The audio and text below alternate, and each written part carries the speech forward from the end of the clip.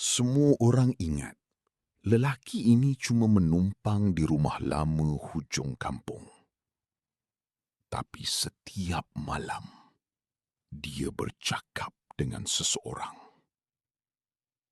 Yang peliknya, suara yang menjawab adalah suara seorang kanak-kanak.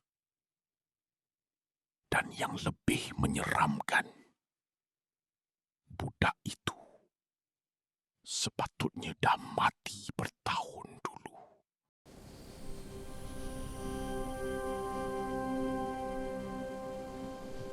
Rumah itu pernah terbakar satu ketika dulu. Satu tragedi yang semua orang di kampung cuba lupakan. Sejak kejadian itu, rumah itu kosong. Atau sekurang-kurangnya, itulah yang mereka fikir. Sehinggalah satu hari, seorang lelaki muncul. Namanya Farid. Dia duduk di beranda setiap petang. Diam, memandang ke dalam rumah. Macam sedang menunggu seseorang keluar dari pintu itu. Orang kampung mula berbisik. Dia tak tahu sejarah rumah tu. Atau dia memang ada kaitan. Tapi Farid tak pernah menjawab apa-apa. Malam pertama, lampu rumah itu menyala sendiri. Malam kedua, kedengaran bunyi tapak kaki kecil berlari. Malam ketiga, seorang budak kampung nampak sesuatu. Dia nampak Farid duduk di ruang tamu sambil ketawa perlahan. Dan di hadapannya ada kerusi kosong. Tadi ada budak perempuan duduk situ, kata budak itu, ketakutan.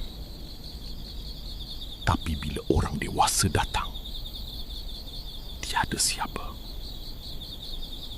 Hanya Farid dengan mata yang berkaca.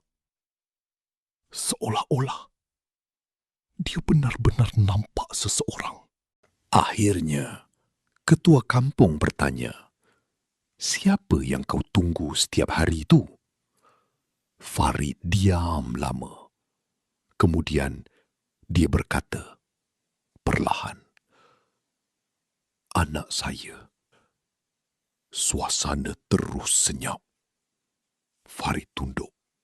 Suaranya mula bergetar. Malam tu, dia panggil saya. Tapi saya tak sempat masuk. Dia genggam tangannya kuat. Saya dengar dia jerit, "Papa, tolong." Tapi saya takut. Air mata jatuh. Saya lari. Semua orang terpaku. Sejak hari itu, Farid hidup dengan satu benda saja. Penyesalan. Dan sekarang, dia masih tunggu saya. Malam itu, Farid bangun. Dia berjalan masuk ke dalam rumah. Untuk kali pertama, tanpa berpaling. Orang kampung hanya melihat dari jauh. Lampu menyala, satu persatu.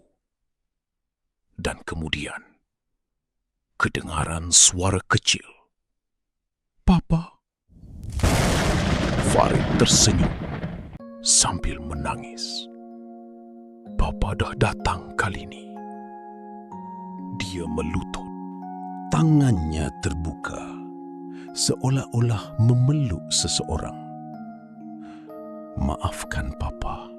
Papa tak tinggalkan kamu lagi."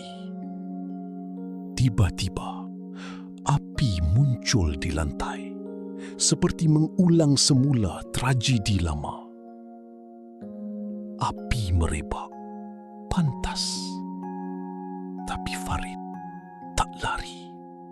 Dia hanya memeluk anaknya. Dan kali ini, dia tidak melepaskan. Keesokan pagi, rumah itu hangus sepenuhnya. Orang kampung masuk mencari Farid. Tapi yang mereka jumpa buat semua terdiam. 2 rangka. 1 besar, 1 kecil. Ketua kampung membuka rekod lama. Dan wajahnya terus pucat. Ini mustahil. Menurut laporan lama, kebakaran itu berlaku 10 tahun lalu. Dan kedua-dua mayat telah ditemui pada masa itu. Nama lelaki itu Farid. Jadi, siapa yang kembali ke rumah itu selama ini? Dan siapa yang bercakap setiap malam? Sejak kejadian itu, tiada siapa berani dekat. Tapi ada satu perkara yang orang kampung tak pernah lupa. Kadang-kadang, bila malam terlalu sunyi, masih kedengaran seorang lelaki menangis. Kali ni Papa tak lari.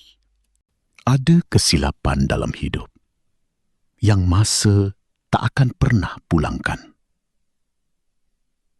Dan ada penyesalan yang akan terus hidup walaupun kita sudah tiada.